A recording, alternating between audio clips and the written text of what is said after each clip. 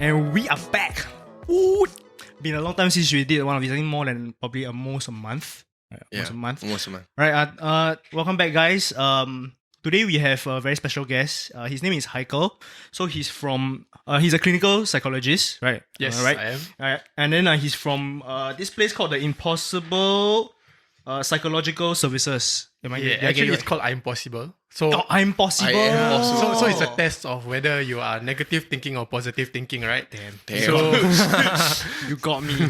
Wow. Okay, I think just before we get started, why don't Haikal, you just give us an introduction of who you are and what you do? Okay, so I'm a clinical psychologist, which means I'm supposedly specialized in mental health issues. So I deal with a lot of people with depression, anxiety, as well as relationship issues as well. Mm-hmm. So most of my clientele are people in the early 20s till around mid 40s. Yeah, so be people who are around like the millennial kind of stage like lah. Us, going to be us.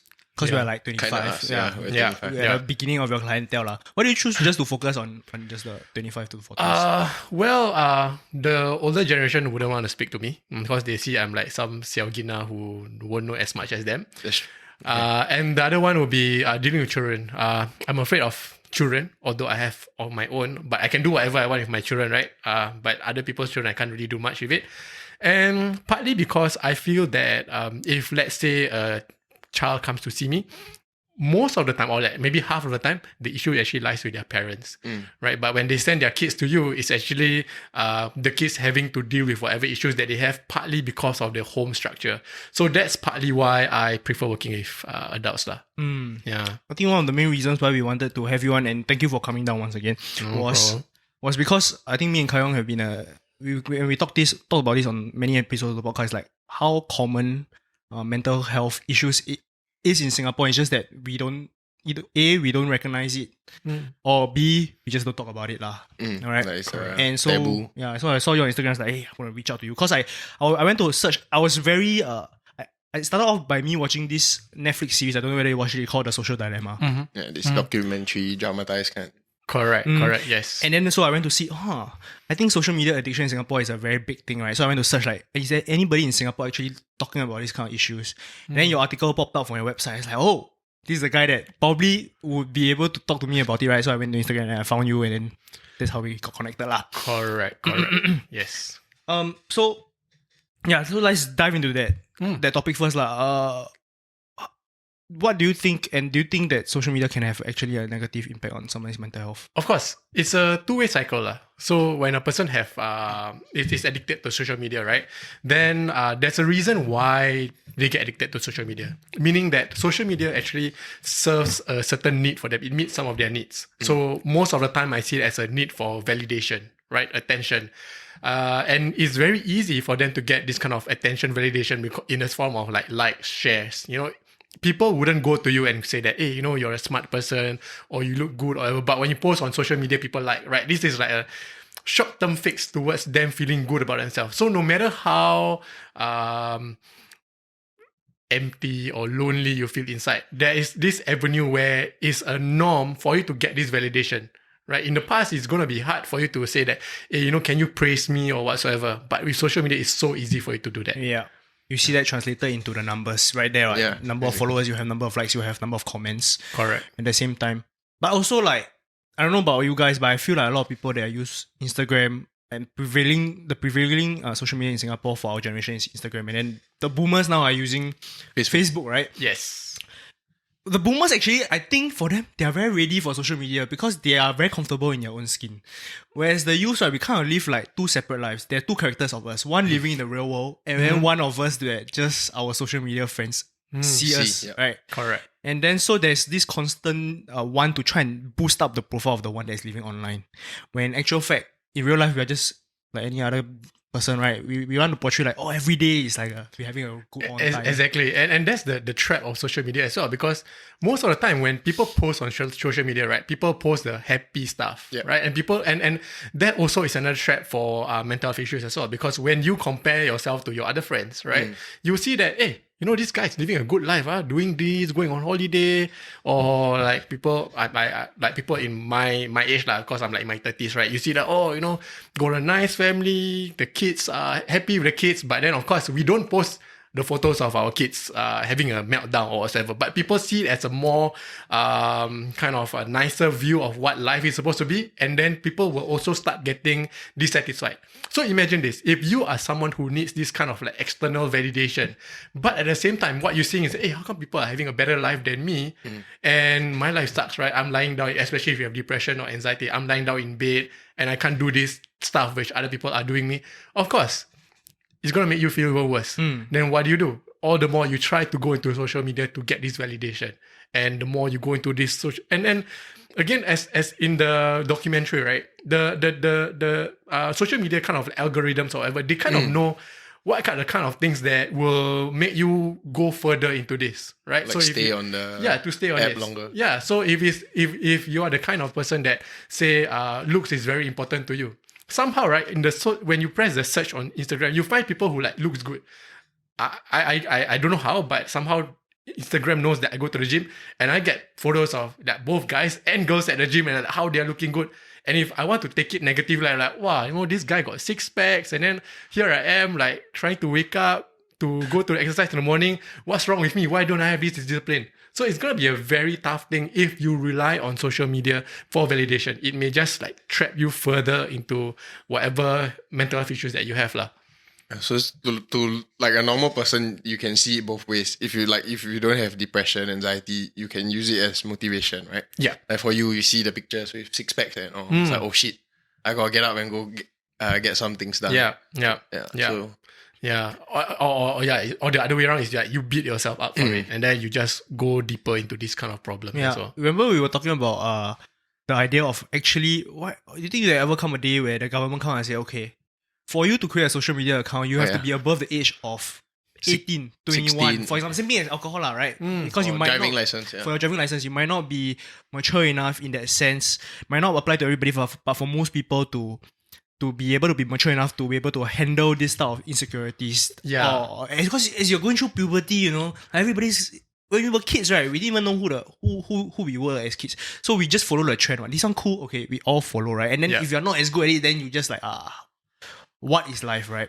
And so a lot of people in Singapore now, I don't know, like it'd be tough to think, I don't know how it feels like to be a kid, to grow up. Like for us, like now, where we started off growing up where there was nothing, like there were no smartphones, no such thing as social media. So that, we live in our own little bubble. Yeah, so like for us when you're young, like for all of us when we were younger, like the only thing we can compare is, he got nicer shoes. Yeah. He got nicer school bag. But now you have things like TikTok, you have Instagram, so you like feel even I guess the kids' parents will feel stressed to provide more for correct.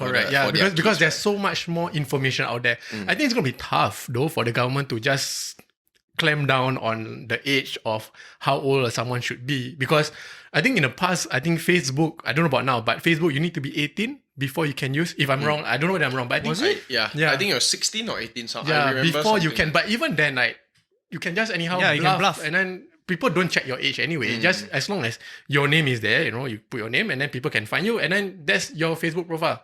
Yeah. And there's a lot of money to be made, right, by pushing like selling like 16 to 18-year-old kids, right? There's a lot of money to be made. Like look at some of the YouTubers, like their main crowd, right, is like 16 to 18-year-old kids. Yeah.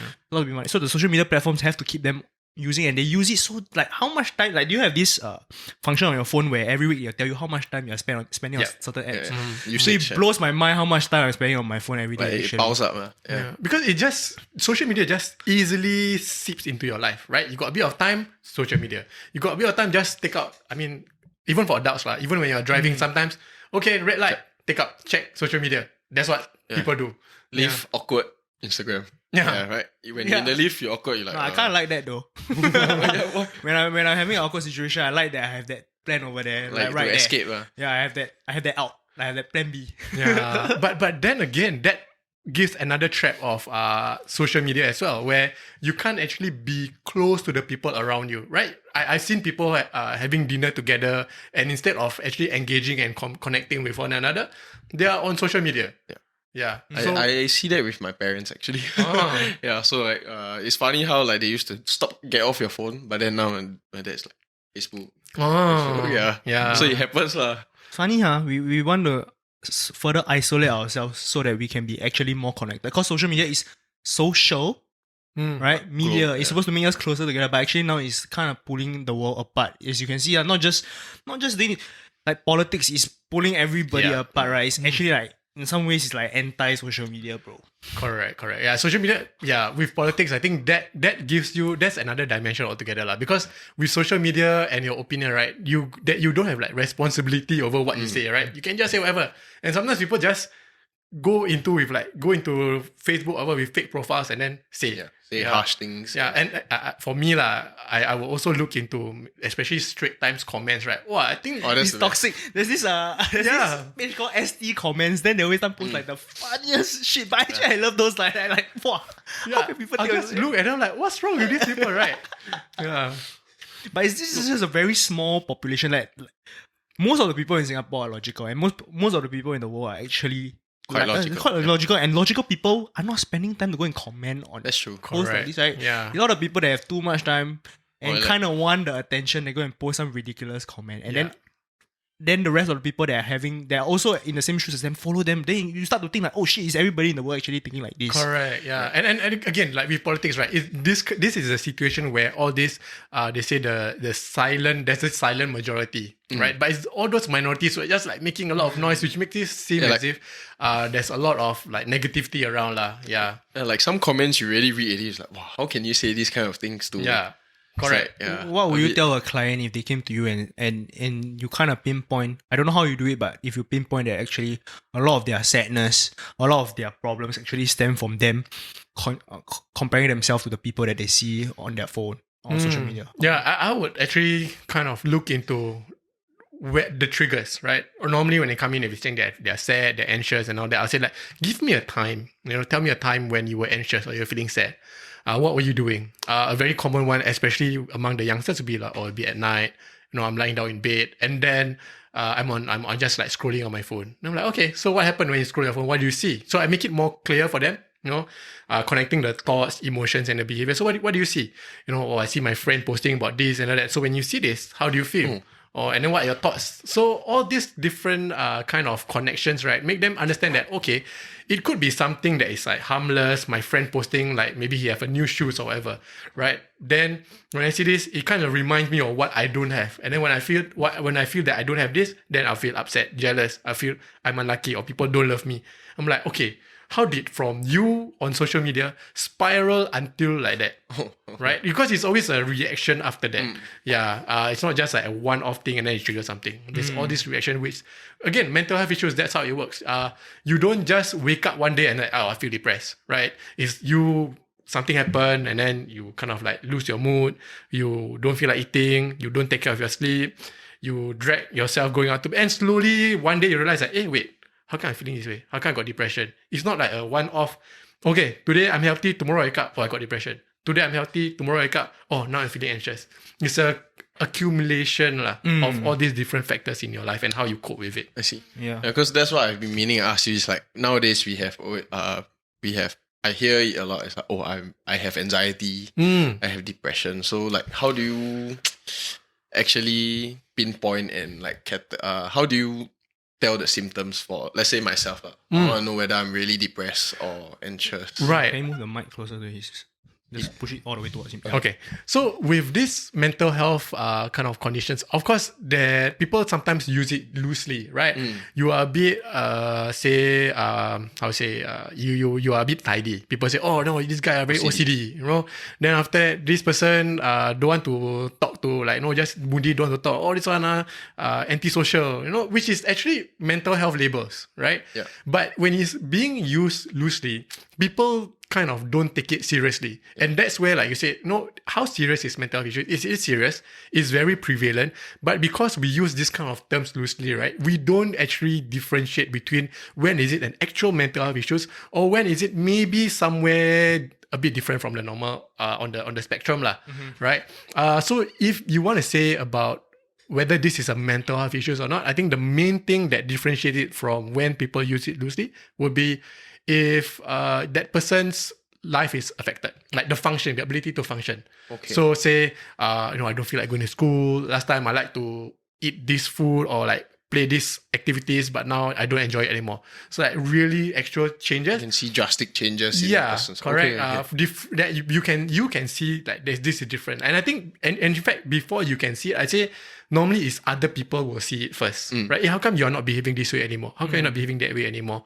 How come is it like affecting you so significantly? But if it's just like, okay lah, I said today, right? Maybe the policeman summoned me because I parked my car without putting coupon, right? Oh, no, so depressed, then it's just unhealthy lah for you to say that. Yeah. That's just normal human reaction. Who kena saman happy one? Yeah, that's right. And that's the thing, right? Sometimes I will also tell my clients that these are actual normal human reactions, even with actual mental health issues. Most of the time is because of actual reactions. So a person come to me with depression, normally there will be a significant trigger.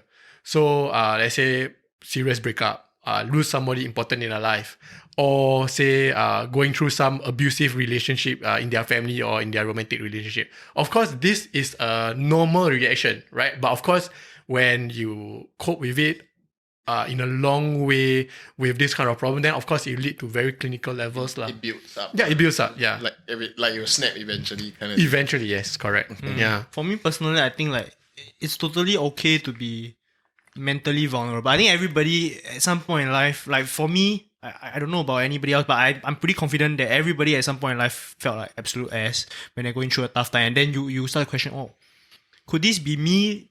Could this be the start of me falling into depression? But then after a while, you realize, no. 2 or 3 days later, you realize, no. Actually, I got this. I feel okay now. I feel better now, right?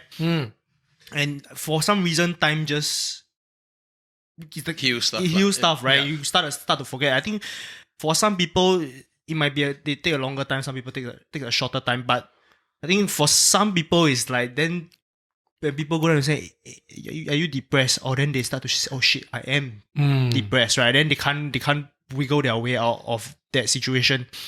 I think like there needs to be a need in society where everybody, no matter what, realizing that what is your weakness. And we try our best to become stronger after that. Like just take this as a learning situation where a lot of people like they're very negative, I think they see no positivity in their life. Very pessimistic. I think that's something that you wanted to ask also, like about pessimism, like because sometimes if you're pessimistic, it's like a downward spiral, bro. Yeah. So if pessimistic people feel like, I guess like everything's unfair kind. Yeah, I think what pessimistic people, they often what the reason why they do that, right, is because they want to protect themselves from feeling disappointed, right? So rather than thinking about like what's the possibilities, right, they will normally think of like what's the worst actual thing that might happen. One is because they don't want to feel disappointed if this thing happens. All right. So I'm thinking if let's say you are gonna be studying for an exam, right? You just graduate, you're studying for an exam. I tell you that, hey, Nigel, don't worry you're gonna get an A for the exam, right? What would you say? I would say, if I was a pessimistic person, I would say no lah, won't lah. No, sure fail one. Yeah, right. And most Singaporeans, like even if they know they did well for the exam, just pass can it. They walk out and say no lah, this question I don't know. Then after that exam come out A, bro. This one that one humble brag. But if you say like no lah, won't lah, because you'll be afraid. These people, they are afraid, right? If let's say you tell me I get an A, then I tell that okay, I tell myself, yeah, you know what, I'm gonna expect an A for this, and then kali come out don't get an A, right? Then of course disappointed lah, right? I give you the most accurate example that I can think of right now. I just came to the top of my mind, right? For me, I'm a Man U fan. Right, Manchester United fan. And then again, we're talking about like Facebook comments, right? I can see the difference between like the very non-pessimistic Man U fans, right? Yeah. And then they're expecting like, we're gonna win the match and all that.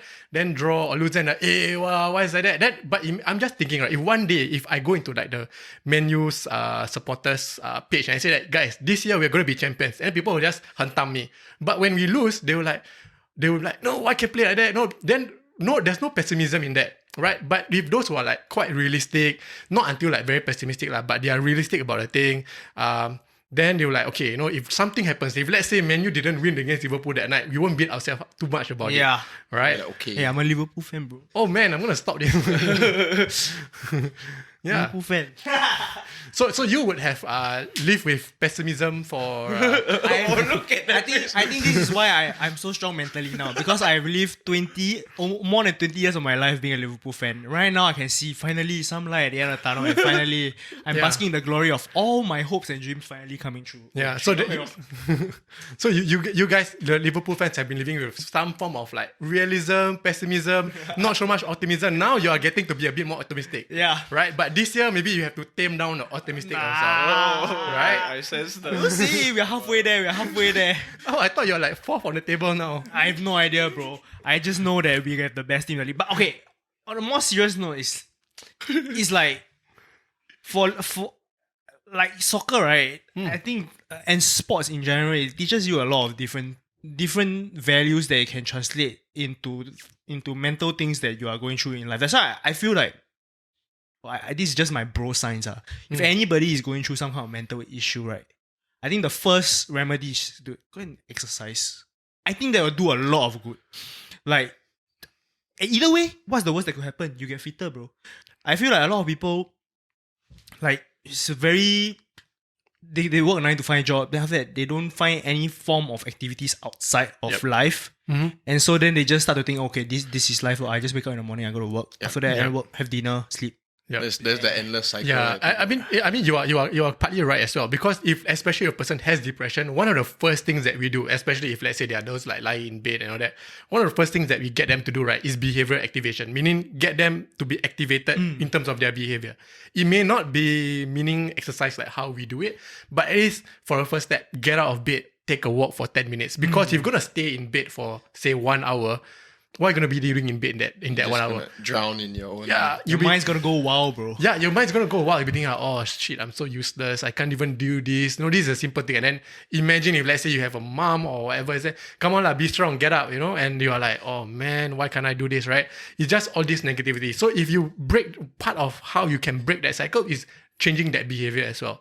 So one of the first steps, actually, you are right, going to exercise ideally, but at the very least, get yourself moving behaviorally. Yeah. Taking a walk, doing some meditation, doesn't have to be actual like weightlifting or MMA. Yeah, because at the end of the day, after you finish exercising, no matter what, you kind of feel like, oh shit, I did something today, like I got something done that was good for me. Yeah. Right? I felt like, and then if you keep on doing it, you see, now I can, instead of walking 10 minutes, now I can walk 15, now I can walk 20. There's some kind of achievement level that you reach, right, when you exercise. And I feel that's like super important. Yeah. Like exercise is super. I know of people that go through some rough mental patches, right? And then they start to go on meds, take medicine, right? And then the medicines kind of just calms them down. But actually, I feel like it's like also counterproductive, because now then they are less active, and I don't know what's the angle. Like for me, that's just what I feel. I don't know what's the angle for that, which is like medication. Yeah, which is tough, right? Yeah, which is so tough. I don't know what's the...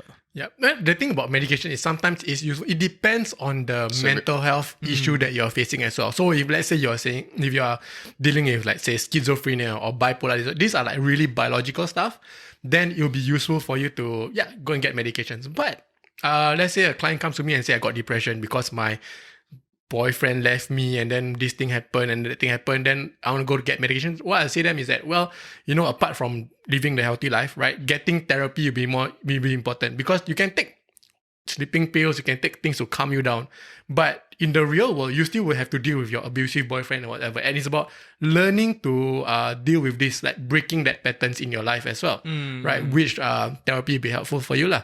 Yeah. Also, I think at the end of the day, for me, it's like, I think for therapists, all the therapists, like, if everybody was mentally stronger, because the issues and problems we are facing in the world, right, they're not going to solve them. They are always going to be there, Yes. They're always going to be there. It's not like if you go to a therapist, all these problems are going to go away. Right? True. And that's one of the things that I highlight to my clients as well. With mental health issues, right, there's no cure to it. It's a recovery, right? At the best is recovery, because if let's say you go through depression and then you get better, I'm sure some time down the road you will have another breakup, another quarrel with a partner, someone will pass away, whatever, and then these mental health issues might come back. right? But just that this time round you can... You're better equipped to deal you're with better things. equipped, you bounce back faster. And one of the things that people don't know as well is we psychologists, we see other psychologists as well, Yeah. right?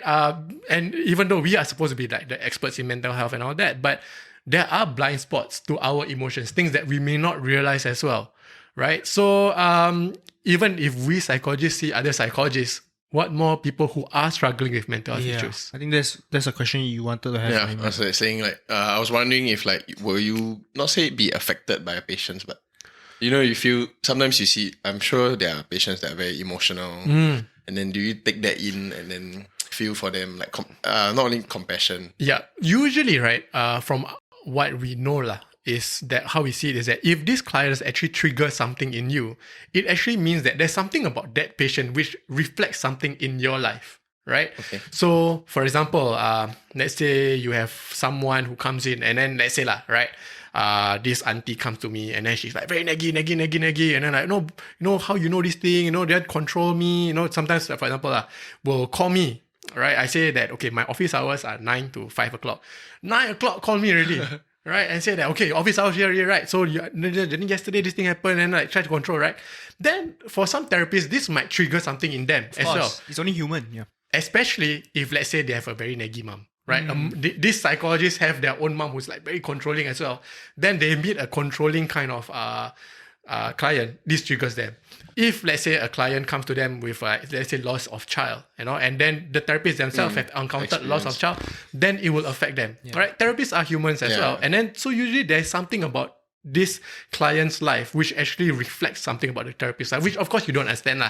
Yeah. So that will require another psychologist to unpack it as well. Okay. Yeah. So I think you need that self-discipline to say, hey, I think I'm not the best person to kind of help you here because I might not have the full. I'm not the best psychologist because you might be going through something themselves when you see the client, right? Yeah. So it probably is better if you talk to somebody else. I guess. So sometimes we do that. If let's say this is someone who's like causing a lot of emotions in you, or if it depends. If it's a positive kind of emotions, that there's something that you can work on it. That's fine. But if it's really affecting you as well, we may just refer it to someone. And of course, if it's someone who comes to see you and say that, hey, I got something here. Normally we'll check what's the reason that you're coming in, and then I feel that, hey, this one I can't really deal with this. Then I wouldn't take this client as well. Yeah. Okay. What is like one thing that you see becoming increasingly more increasingly more common as you see your clients, like what's the... In terms of like diagnosis? Yeah. I think panic attacks. Panic attacks is increasing by a lot. For me, one of the kind of groups that I see increasing quite a lot, right, is people who are about 18, 19 coming in with panic attacks. For the past few years, I have a lot of, IP students coming in because they're taking their A-levels and then they are so stressed about it. JC students as well, feeling stressed. Uni also have. And because I'm just comparing this with my time, I'm thinking like, hey, last time you got here of panic attacks. Yeah. Right? And I at that time bumped into like one of my lecturer friends and I asked him that, hey, how come I get a lot of like JC students with panic attacks? I said, actually panic attack is very common right now. If you think about it, if I think about it, I say in maybe every 2 class, there'll be one student with panic attack. I'm like, seriously? Yeah. So like, let's say you teach halfway, then suddenly a student just has a panic attack. Yeah, has a diagnosis of panic. It can be in class, it can be outside of the class. What happens like, of course, okay, I've never witnessed a panic attack, but what usually happens, early signs of a panic attack? Early signs of panic attack, it will be a very heightened anxiety attack. Right, so it's a very you feel as if it's a heart attack, right? Heart beats very fast, you're sweating, hands are trembling, and then there's also this fear of like, am I gonna die? Am I gonna lose control of my life? Am I gonna go crazy? And the thing about panic attacks is after you overcome it, right? There'll be another fear of triggering another panic attack. Right? Because if you have, say, social anxiety disorder, right, you know what will trigger you. You know that, say, having to do a presentation will trigger you. If you have fear of, say, like, let's say you have fear of heights, right? You know heights will trigger you. So heights is the thing that you focus on, but now is the fear of the attack itself. The thing about and the irony, right, what I tell my clients is when you have fear of panic attacks, what you're afraid of, right, is you're afraid for your own body physiology, right? When your heart beat a bit fast, you'll be thinking like, hey, how come my beat so? And then when you feel that, hey, my heart is beating fast. Am I having one? Am I having one? Of course, you gotta get more anxious, right? And then the cycle, boom, soon before you know it, panic attack happens. And although I'm looking at like the different mechanisms here, right? Actually, it happens sometimes very fast. Within a few seconds, boom, panic attack. Right. So what will you tell them to try and calm things, like reduce the chances of them having a panic attack? Right. So with anxiety, with panic attacks, there's a lot of idea of control, right? If people who have panic attacks, right, they tend to be the kind of people who like to be in control of the situation.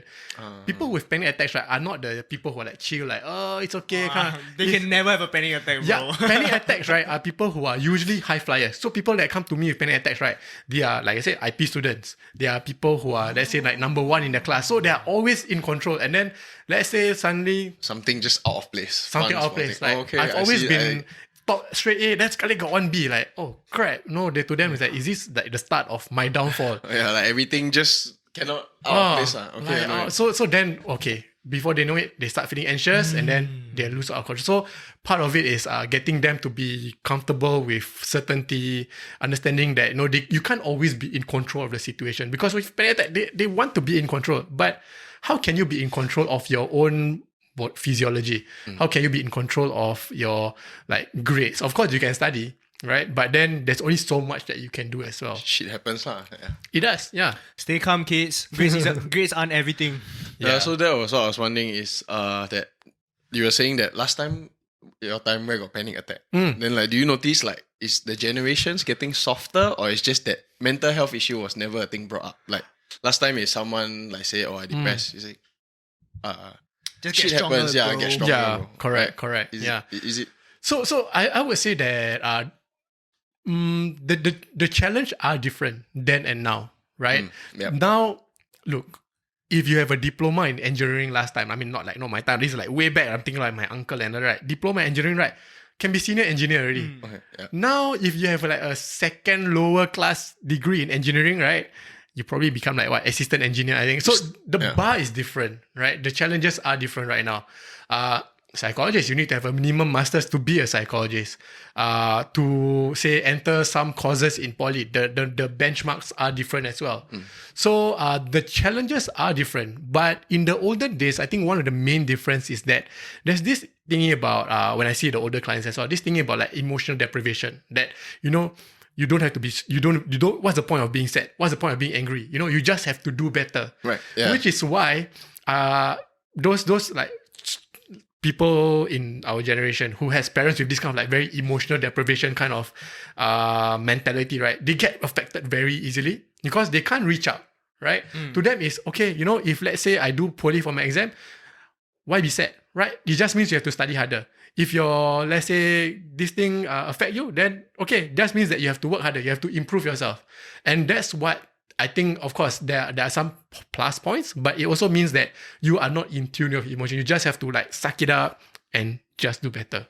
I guess that's a lot of Singaporean parents, like I feel, right? Like you say, emotional deprived. So like today the sun set, like, what are you so sad for? Just get over it. But I guess over time, I always say it snaps. If like you keep emotionally deprived. Yeah. I mean, very, very classic one would be, kids score 98 over 100, right? Where's that 2 marks? Means you have to do better, right? There's no realization of the kids' emotions as well. Because I have kids who are telling me that, I'm working very hard. I want to make sure I get straight A's, so that when my dad or mom looks at my report book or whatever, right, they will say that, oh, son, I'm proud of you. I'm happy with you. And then when get the grades, right, maybe got 1B, right? And then the parents like harping on that B. And so the kids will be like, hey, I worked so hard, and what's the point of this? It just demoralize them. But in their parents' view is that, it's okay, what? I just want him to be better. I want him to get a straight A. Yeah. Right? They don't see what they're actually putting on the pressure they're putting on the kids. I think there was this study recently or a couple months back where the suicide rates amongst teenagers are like up, bro. Like up. Here? In Singapore. Yeah. I was watching this documentary on Channel News Asia, I think like last year. There was this kid that he didn't do well for his exam. He jumped, bro. Like then his mom, I think they came from a well-to-do family. Yeah. And then so he jumped, and then the mom was like, shit.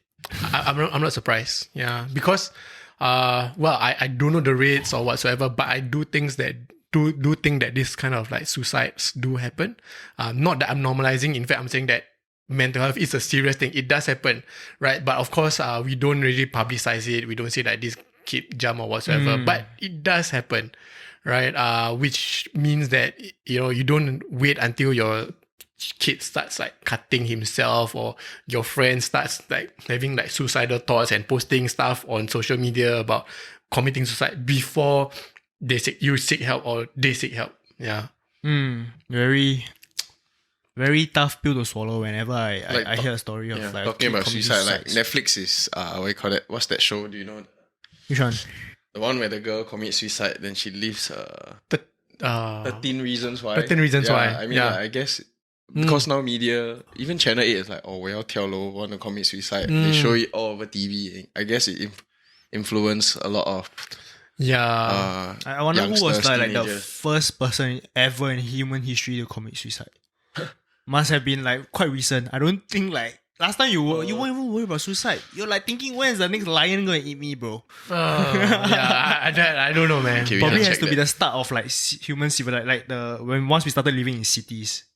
I think because then you start to see other people. Oh, okay, guy's rich. I'm not rich. I think if you start, I don't know whether mental issues was like it's like a common thing as we started to live together closer to one another. Quite interesting. Yeah, I think I wouldn't say so, because I think like anxiety, right? There would be anxiety last time as well, right? Like you said, like the anxiety about lion eating you. Okay. Right now it's not about lion eating you. Now the anxiety about you not getting grades, because if lion eat you, then you die, right? Your grades are not good. Also to them, you're like, oh, I die lah. That's the end of my life, right? There were no panic attacks because you were never in control of your environment when a lion was about to eat you, bro. You were walking with the sticks and then leaf over your ass. But yeah, mental issues. Like I was listening to another podcast, and then this guy said mental issues is funny, right? It's not like physical, like you having a tumor or cancer, right? Because it's something we can't see. It's like it's a melody of the mind. It's like in here, right? If you have a tumor, it's like, okay, that's the problem. Like, you need to get rid of that's the problem. You get rid of it, right? Whereas mental is something so much more complicated. It's something that is in the air, bro. It's like what comes out of your mouth. There's a lot of influence towards like a person's mental health. It can be it's genetics, it's like the social support, it's the stressor that you feel, your behavior, and what people will see, right, is the you. Right, The outside behavior. you are like here is the problem, right? Where it's like if you broke your arm, it's like very easy. Just go and get put a metal plate in, and the arm is fixed. Like that's it, right?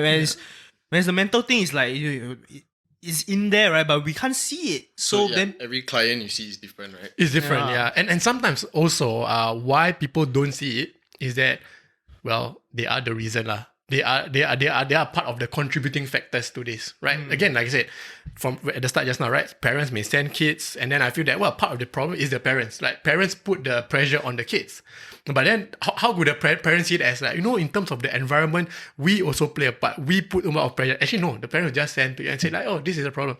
Teachers as well, right? Sometimes teachers will say that, oh, no, this kid is not motivated in school, whatever. But sometimes the teacher's words, right? But the thing is, sometimes they are not aware of their own contribution towards affecting that person's mental health issues, right? So it's just very easy to blame it on the person who's suffering. Individual. and it's quite a hard conversation. If let's say, and probably one of the main reasons why I don't think you want to do kids is, let's say you really like you go through with the kid, right? Like a session with the kid, and you realize, oh shit, it's not a kid, it's a parent. How are you gonna have that conversation with the parent? That's the thing. 50% of the time is that. Yeah. Oh yeah, that's true. Because the kids, dude, when a kid is born out, right? I don't think that a kid is born out. Like most kids, they just want to run around and have fun, bro. Right? All the no expectations, all the things that they have in their head, right, is put there by Outside. Yeah, Yeah, even the older adults, generation, adults with mental health issues, right? Let's say like with panic attacks, and I ask them, like, for example, like about this like achievement thingy, and all that. I say, what are some important lessons that you learned growing up? And commonly with anxiety or especially panic attacks, like those grades one, right? Those like very focused on grades. They say that I learned that if I want to be successful, right, I need to work hard. Or if like people were to respect me, I need to work hard. Where do you learn this from? Right? It'll be either from school, parents, people around you, and so on. But it's hard to like pinpoint that as well, because you won't know. I would say that I have this like very I'm also the kind that I would like must achieve. But only after being a psychologist, then I realized why I have this like competitiveness as well.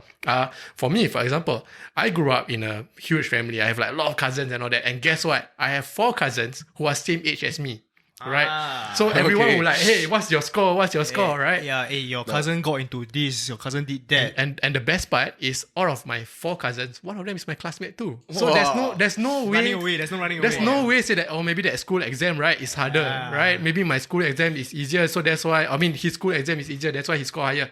Cannot. My cousin is the same class. I cannot, I can beat anyone, but I gotta beat I can lose, but I cannot lose to my cousin, for example. And that's where I learned my competitiveness only after years of being a psychologist. Then I realized that, right? So it's very hard to get that blind spot on your own. Yeah, you will need like the professionals to do it for you. Okay. So it's true like most traumas and all these are actually linked back to your childhood.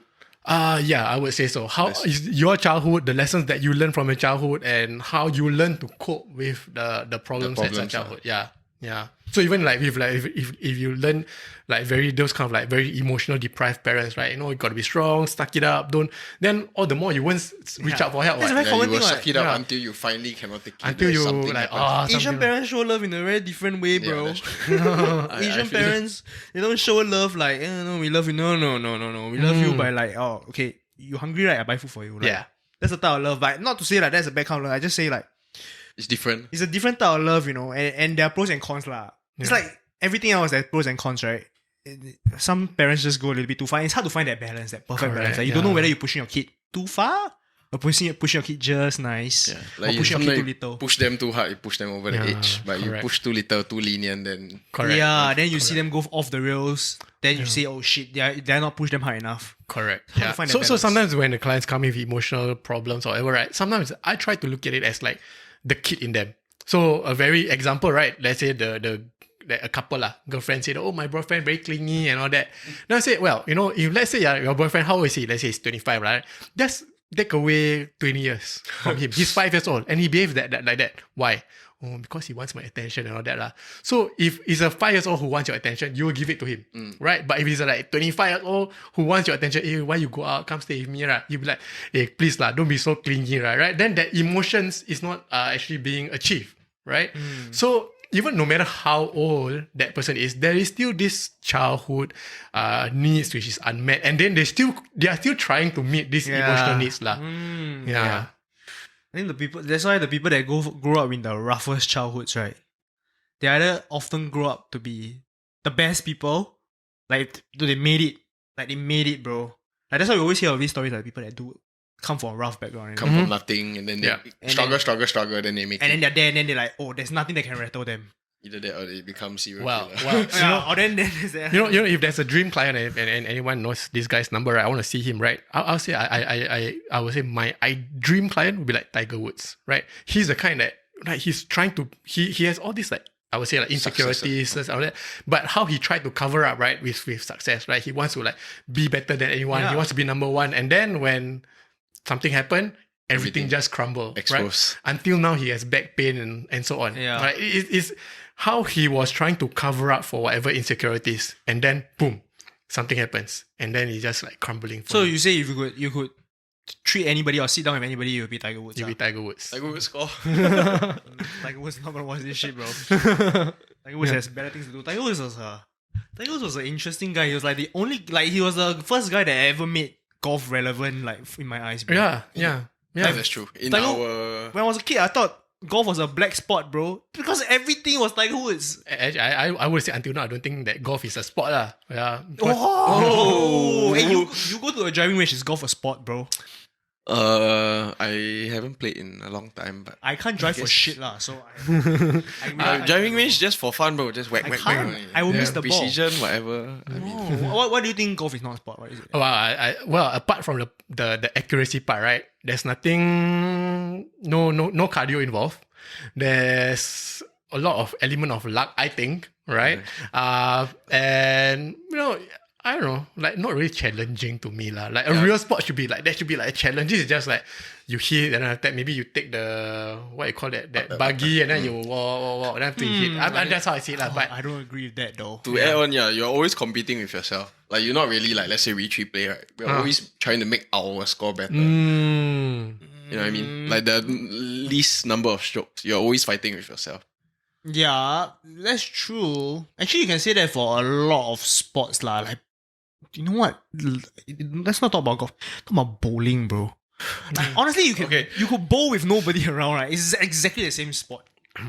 Like the fact is just that you see the other guy bowl. And I'm like, what's like bowling? Like everything is exactly the same. Like at least golf right got variants of holes, you know, like different type of hole they can hit too. Like this hole is like fucking far. This hole is like damn near. And there's the putt. No, bowling, every set is the same shit. That's true. That's true. Bowling. Pool, actually pool also.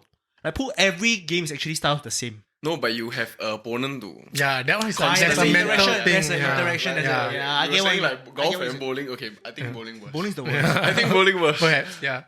Yeah. They can be. So you're saying like sports should have an element of human interaction. Perhaps, but that could be just like the competitiveness in me again, right? Which means that if there's no competition, then what's the fun in this? That could be just me lah. Yeah. Yeah. Again, Interesting. Yeah. But then again, like 100-meter sprints, that's a sport. But you're also just running against yourself. Technically, you're really just running against yourself, right? You run maximum already. You can't go any faster, bro. But but the other guy will run faster than you. Yeah. So even if you've broken your own like personal best, right? If you don't get like one of the top 3 podiums, right, you still doesn't mean anything. That's how I see it. Yeah. That's true. That's true. Sports is an interesting thing, but encourage everybody to do some sports. Do you exercise? You say you exercise? I do quite a bit. I do. I go to the gym maybe like twice a week. I try to run. It's one of the things I hate to doing, but I kind of like force myself to do. Yeah, I hate running. Yeah. Everybody hates running, bro. If they're telling you they love you, they're lying. I run a lot. It's because I hate it. That's why I do it, bro. I find like now it's easier for me to go for a run. Cause like last time, right, whenever I woke up and then I say I need to go for a run, it will spoil my entire day. Right? Cause I know I have a run at night. Nowadays, like, okay, it's tough, but it's only tough then. I know that I can do this distance. It's the same thing for any other sport lah. Yeah, it's actually for those who find like starting exercising all very hard, right? It's the first step. It's the first step, right? And then after you are very used to this, after a while, when you don't exercise, you feel weird, right? It's the same thing as say brushing your teeth, or one of the things I ask my clients, right? Today, for example, like Nigel, today you brush your teeth first or you bathe first? Use phone first. Yeah. Oh, okay. So say like there's this famous quote. I don't know from who, but there are only 2 types of people in this world. Okay. Those that check their phone before they pee, and those that check their phone during they pee. Nobody checks their phone after they pee. Do you know what I mean? You wake up first thing in the morning, you straight away pick up your phone already. Right. And let's say if I ask you to break that pattern, right? So why don't you? Is there anything wrong if you pee first then you check your phone? Nothing wrong. Yeah. Right. But when you are very used to doing it, it's gonna be very hard for you to So you change. need to break that routine, right? Yeah. So about that, taking the first step, how do you encourage your clients? Because you're saying like because depressed, anxiety, they just need to take that first step, right? And that first step is always the hardest. Yeah, I think you'll be acknowledging that first step is the hardest. And once if you have all this while be taking the safe spot, doing the same thing, the bigger your comfort zone, right? Yeah, the safer you feel, but the less confidence that you have about yourself, right? Same thing with depression, same thing with anxiety as well, right? If you are, I'm depressed, I'm just staying in bed, it's my comfort zone. But the more I stay in bed, the lesser my confidence will be, right? But to overcome that confidence, it will require you to be aware of that reluctance, resistance, fear or whatsoever, and then it will go down, right? A very common example I give, like the acts of behavior, the acts of confidence must come first before you start feeling confident. Okay, so let's say learning to cycle, right? Do you feel confident first, then you cycle, or you have the act of confidence? You like, okay, I'm not gonna fall. Go. Yeah, I'm gonna cycle. Then after I fall down. Then after I go up and blah blah blah. Then you start feeling confident, right? You have to actually do it to get rid of or at least decrease the size of your comfort zone, and then you get better. Yeah. Because I have again anxiety. I have clients coming to me and they say that, Haikal, I know that you specialize in anxiety. But, you can, for example, treat me whatever way you want for my, let's say, fear of heights, right? You can do whatever you want, except one thing. I'm like, what? The height itself. Don't bring me to a place with heights. I'm thinking like, how is that even possible? Yeah. Right? To conquer your fear of heights, you need to go to a place with heights and then look down like, well, it's not that bad after all. Right? So the more you just stay in your comfort zone, the more you're going to just be stuck in that. In America, this fear of heights thing, right? It's super common for people to get hypnotized. And then apparently, I don't know what, bro, but they say it works. Like, there are a lot of people in America that I heard of that they have fear of heights. And then it's very common for them to just go and see a hypnosis. And then I don't know what they do. But after that, they don't have fear of heights anymore. I don't know. I'm sure it's... I don't know how... A mental... Yeah, I'm sure it's just something that... I don't know about that because I don't deal with hypnosis. Yeah. But one thing about hypnosis that people don't understand, misconstrue is that the thing about hypnosis, right, is that the hypnotist, if it works, they actually can't make you do things that you don't want to do, right? So I can't just hypnotize you to give me your PIN number and transfer money to me or whatever, unless you really want to do that, right? But actually a hypnotist is not able. So maybe if, let's say, that person wants to overcome that fear of heights, maybe that suggestion, the relaxation, changing the cognition about heights could change it. I don't know. So what can a hypnosis actually do if they can't make you do something? It's more of like a guide, is it? Yeah, it's a bit of suggestion kind of thing. I guess. I'm not really sure. I'm not sure. Yeah. But it's interesting because one of my friends, my friends that it worked for him. So he's living proof that it worked, but I don't know how pro-science is it, but it worked. That's the most important thing. It worked. You know what I mean? I'm not questioning whether it worked for him. I'm just saying I don't know whether that is legit, but it worked for him. Yeah, that's what I'm saying, man. Which is an interesting thing to look at. The fear of heights is, as I was a young kid, I didn't have a fear of taking flights. I loved being on a plane. Then I think as I grew older, right, then I realized, oh shit, how dangerous flying is. Yeah. It's like driving. Every time I was in the car last time when my dad drove, I never felt any form of danger. Until you know how to drive. Until you learn how to drive yourself, right? Then you go oh shit. Drive. Every time I step into a car, there is a chance that this might be my last This can happen. Yeah, but that's the same thing. If you connect it to mental health issues as well, right? You don't you don't be born and then feel depressed, right? Yeah. No, people with depression, one of the things that they do is they surrender a lot. What's the point? Don't want to do this. I don't want to voice out. People say whatever, okay, I do, I won't say no. Right. But I'll tell my clients, right, I don't believe that you grew up or you are born being non-assertive. And I say, no I always say that one. I always give in. I say that, you mean when you are a baby, you want milk, what you do? Cry right? When your parents don't give you milk, then what you do? You cry even more, right? But somewhere along the road, you learn to surrender. You learn to give in, right? Or if it's anxiety, you learn to worry. Right, and then that's from there somehow slowly your coping strategies and all that led you to having anxiety or depression or whatsoever. What I take away from this is childhood is very important and parenting is even more important. Exactly, I would say so. Yeah, really, yeah. It's really it can lead to a lot more problems down the road. One of the things that because like I said, we see other psychologists as well, right? And then so my psychologist who supervises me and I say about this kind of thing, this is what happened with my clients and all that. Then my supervisor was saying that you should change your clinic name. You should be clinic for victims of bad parenting or something like that. Yeah. But because my supervisor is also someone who is Angmo, is Western. So he says that, you mean Asian parents do this kind of thing? Right? So it's a true thing that it's mostly Asian. Yeah, it's kind of Asian kind of thing. So I have clients coming to me and then say, for example, cry. This guy is crying, right? Example, I'm not gonna give the exact scenario because of confidentiality stuff, but definitely. Say he said that last time when I was young, right, I cry. And then I cried, then there was this point of time where I vomited. And then my parents made me eat my vomit. And I'm like, huh? And then I told my supervisor, this is what happened with my client, for example. And he said, what? You mean your client's parents made him do this? They said, yeah, because the parents why you cry? You must be strong. This is very weak of you to do it. We are Asian. Yeah, you just have to be better than other people. And so my supervisor was like, wow, seriously, your clinic is a clinic of victims of bad parenting. Yeah. Childhood trauma. Of course, anybody that goes through that would have trauma. That sounds something like you hear in the movies, bro. I feel sad for that. No. I feel like anybody that has to go through that, take that as a learning lesson, boys. I would say, in my line of work, You see a lot of different. yeah, people, like when you all watch The Joker, what do you think of it? I bet you psychoanalyze the shit out of that. Yeah. Do you? Yeah, I was like, no, and my brother, he saw it and said, wow, it's creepy because he saw it first. And at that point of time, my wife was pregnant. So he was saying that, it's quite creepy, it's quite disturbing. Better not watch, your wife is pregnant.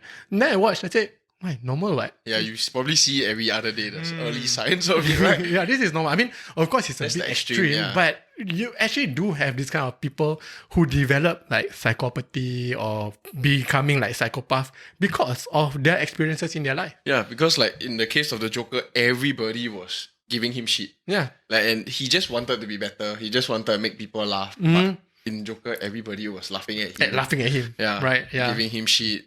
Bullying him. Movie. Yeah. Such a good So movie. for him, either in that scenario, right, it's either like, he joined them and like beat himself out about it, or he kind of like it's a way of how he's protecting himself. Defense mechanism. Yeah. Yeah, Joaquin Phoenix is awesome. I think he's the best Joker of. He's the best. Before him was the other guy. What's the guy that? Jared Leto. No. The one guy in that Dark Knight. passed away. Yeah, the one. Heath Ledger.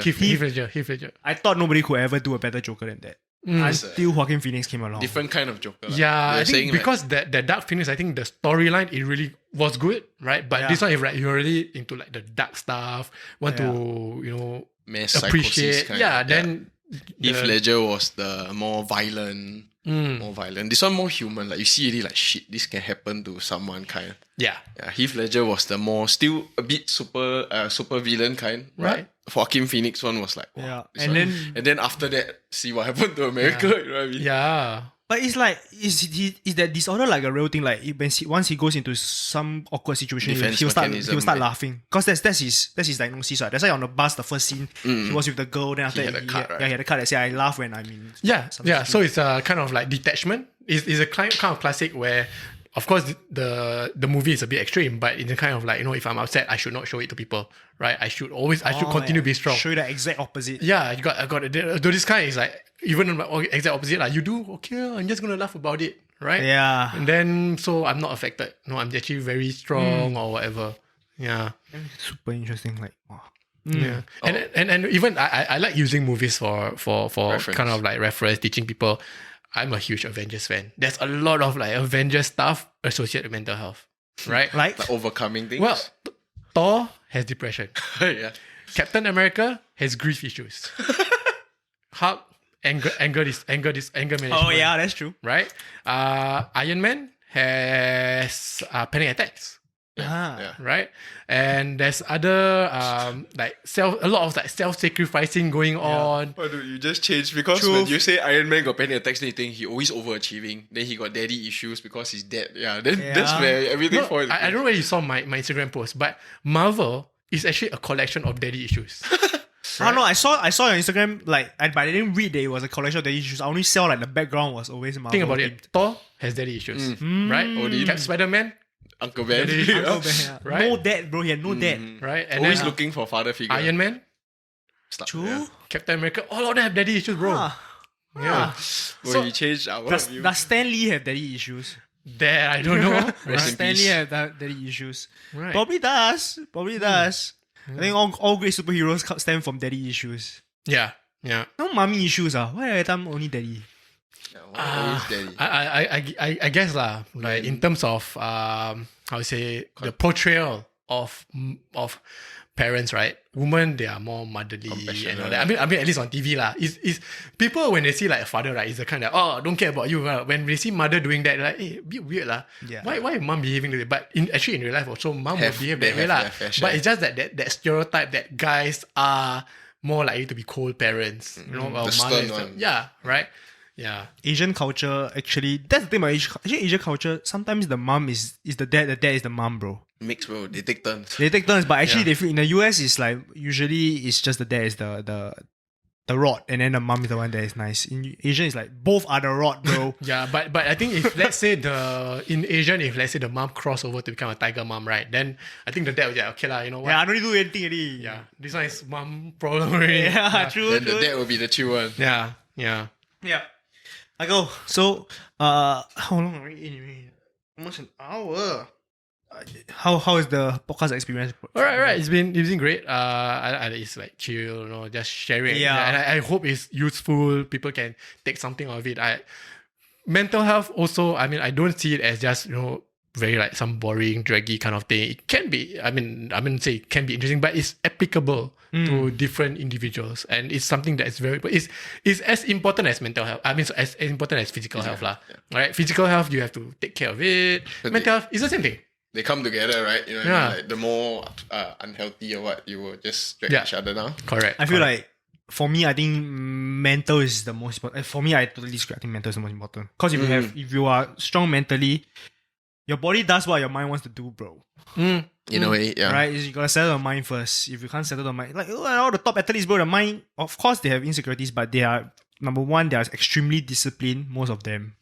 Right? And they are extremely strong mentally to be able to take that pressure of going there and performing on your A game when you know millions of people are watching you. I think Yeah. mental Like is if so you are mentally unhealthy, no amount of physical exertion is gonna fix your problem, right? yeah, Correct. mental is so Correct. important. That's why me and Kayong wanted to speak. Thank you for. Oh, actually, yeah, you were saying you wanted to expand your presence on social media a lot more, right? Yeah. You should consider actually you should do a podcast, bro. Yeah. Yeah, that's what people are telling me as well. Simple one, then you can just upload on Instagram. Yeah, so I'm thinking of maybe starting small first lah. Maybe some Instagram live. I don't know whether you know there's this thing where I just started recently. This my kind of handle is like therapist, right? It's a more place. So I have this thing called like Thursday Topics.